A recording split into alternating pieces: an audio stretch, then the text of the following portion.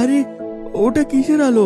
ওটাই কি তাহলে মণি? কিন্তু মণির চারধারে যে হিংসে নেকড়ে, না আর বোধহয় ডাইনির শেষ শর্ত পূরণ করা হলো না।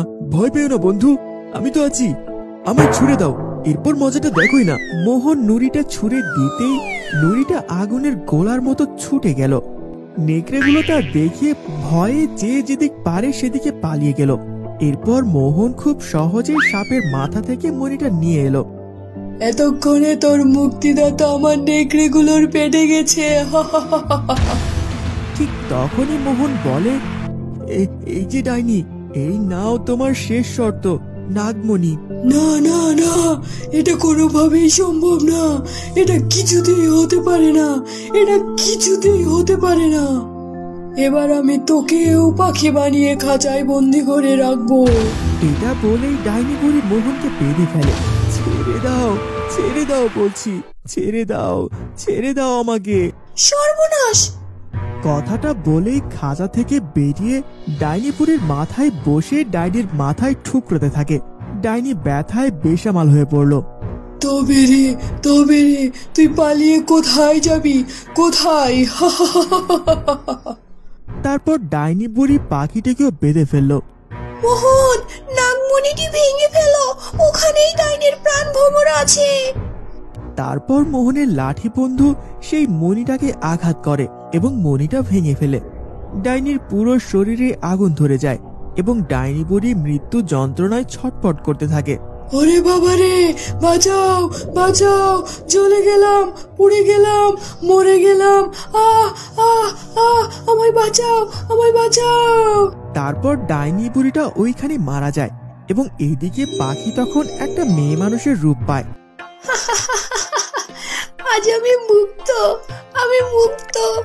তোমাকে যে কি বলে ধন্যবাদ জানাবো। আমি মুক্ত, আমি মুক্ত। চলো আমরা দুজনে আজ থেকে সুখে দুঃখে পাশে রই। তারপর তারা দুজন হাতে হাত রেখে সেখান থেকে বেরিয়ে যায়।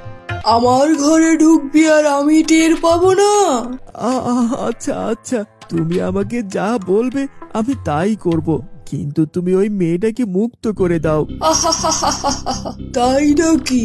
বেশ, তবে তার জন্য 3টি কঠিন শর্ত আছে। আমি তোমার সব শর্ত মানতে রাজি আছি।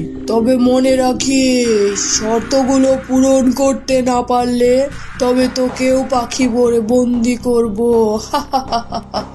আচ্ছা ব্যাস, বলো কি করতে হবে আমায়। তবে শোন, আমার প্রথম শর্ত হলো আমার বাগানের কাটা গাছের মগ ডালে যে কাটা ফল আছে সেটা নিয়ে রাতের মধ্যে ফিরে আসতে হবে। মোহন হাঁটতে হাঁটতে ডাইনি বুড়ির বাগানে গেল।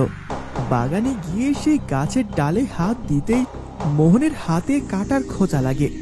আহা আহা, কাটাগুলো কি বিষাক্ত! ওহ, গায়ে লাগলেই জ্বালা করছে। আহা, শোনো, এভাবে হবে না, আমাকে তোমার পায়ের তলায় ফেলে দাও, তারপর দেখো কি হয়। মোহন মাটিটা নিচে ফেলতেই সেখান থেকে একদম মগডাল পর্যন্ত সিঁড়ি হয়ে যায়। মোহন তা দেখে বলে, এ কি বড়ই অদ্ভুত ব্যাপার, কি আশ্চর্য!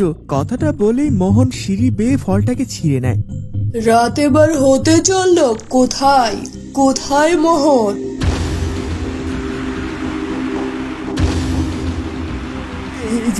এই যে ডাইনি বুড়ি, তোমার কাটা ফল। এখনো 2টো শর্ত আছে। এখান থেকে 2 ক্রোশ দক্ষিণে গেলে একটা নদী পাবি, তার মাঝখানে একটা ফুল ফুটে আছে, সেটা নিয়ে আসতে হবে।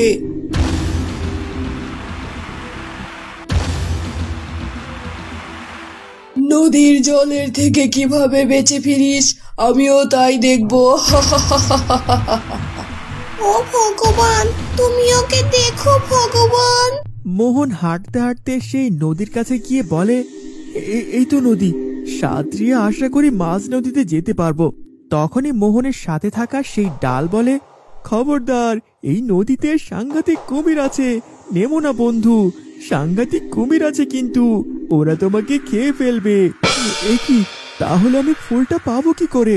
আমি আছি তো বন্ধু, তুমি আমাকে এক্ষুনি নদীর জলে ভাসিয়ে দাও, তারপর দেখো, ধন্যবাদ কাঠ বন্ধু, তুমি না থাকলে বড় বিপদ হতো আজ। এই বলে কাঠটা নদীতে ফেলতেই কাঠের একটা চমৎকার সাঁকো তৈরি হলো। তারপর সেই সাঁকোতে করে মোহন সেই ফুলটা ছিঁড়ে নিয়ে আসে। আজ আর ফুল নিয়ে আসতে হচ্ছে না বাছাধনকে। এতক্ষণে নির্ঘাত বেটা কুমিরের পেটে। ঠিক তখনই মোহন বলে, এই নাও ডাইনি বুড়ি, এই নাও তোমার ফুল। না না, এটা হতে পারে না। যা, পাহাড়ের শেষ প্রান্তে যে গভীর জঙ্গল আছে সেখান থেকে আমার জন্য নাগমণি নিয়ে আয়। নাগেদের দলই তোকে শেষ করে দেবে। হে ভগবান, এই শেষ পরীক্ষায় তুমি তাকে জিতিয়ে দিও ভগবান। মোহন হাঁটতে হাঁটতে বলে, এত বড় জঙ্গলে নাগমণি কোথায় খুঁজবো? তারপর সে তার সাথে থাকা নুড়ি পাথরকে বলে, নুড়ি বন্ধু, তুমি যদি এখন আমার কোনোভাবে সাহায্য করো তাহলে শেষ যাত্রায় আমি উত্তীর্ণ হব। ব্যাস ব্যাস, তুমি আমাকে গড়িয়ে দাও, আমি তোমাকে পথ দেখাবো। তারপর মোহন নুড়িটাকে গড়িয়ে দিতেই নুড়ি পাথরটি মোহনকে পথ দেখিয়ে নিয়ে যেতে থাকে। অনেকটা পথ হেঁটে আসার পর এতটা পথ চলে আসলাম, কিন্তু মণি পাই কই? তখনই মোহন একটা আলো দেখতে পায় এবং বলে, আরে ওটা কিসের আলো? ওটাই কি তাহলে মণি? কিন্তু মণির চারধারে যে হিংসে নেকড়ে, না, আর বোধহয় ডাইনির শেষ শর্ত পূরণ করা হলো না। ভয় পেও না বন্ধু, আমি তো আছি, আমায় ছুঁড়ে দাও, এরপর মজাটা দেখোই না। মোহন নুড়িটা ছুঁড়ে দিতেই নুড়িটা আগুনের গোলার মতো ছুটে গেল। নেকড়েগুলো তা দেখিয়ে ভয়ে যে যেদিক পারে সেদিকে পালিয়ে গেল। এরপর মোহন খুব সহজে সাপের মাথা থেকে মণিটা নিয়ে এলো। এতক্ষণে তোর মুক্তিদাতা আমার নেকড়েগুলোর পেটে গেছে। ঠিক তখনই মোহন বলে, এই যে ডাইনি, এই নাও তোমার শেষ শর্ত, নাগমণি।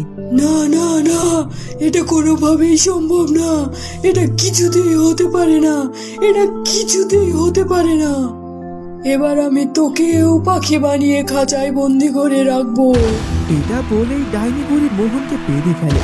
ছেড়ে দাও, ছেড়ে দাও বলছি, ছেড়ে দাও, ছেড়ে দাও আমাকে। সর্বনাশ! কথাটা বলেই খাঁচা থেকে বেরিয়ে ডাইনি বুড়ির মাথায় বসে ডাইনির মাথায় ঠুকরোতে থাকে। ডাইনি ব্যথায় বেসামাল হয়ে পড়ল। তবে রে, তবে রে, তুই পালিয়ে কোথায় যাবি? কোথায়? তারপর ডাইনি বুড়ি পাখিটাকেও বেঁধে ফেললো। মোহন, নাগমণিটি ভেঙে ফেলো, ওখানেই ডাইনির প্রাণ ভোমরা আছে। তারপর মোহনের লাঠি বন্ধু সেই মণিটাকে আঘাত করে এবং মণিটা ভেঙে ফেলে। ডাইনির পুরো শরীরে আগুন ধরে যায় এবং ডাইনি বুড়ি মৃত্যু যন্ত্রণায় ছটফট করতে থাকে।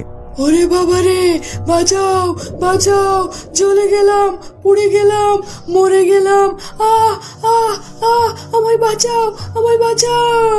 তারপর ডাইনি বুড়িটা ওইখানে মারা যায় এবং এইদিকে পাখি তখন একটা মেয়ে মানুষের রূপ পায়।